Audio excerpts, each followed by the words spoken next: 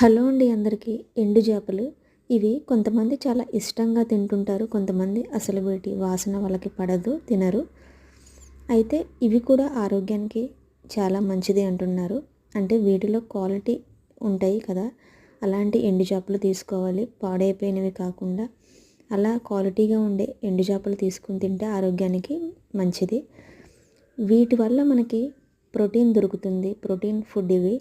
ఇంకా omega 3 fatty acids ఉంటాయి, వీటి వల్ల కంటి ఆరోగ్యానికి చాలా మంచిది.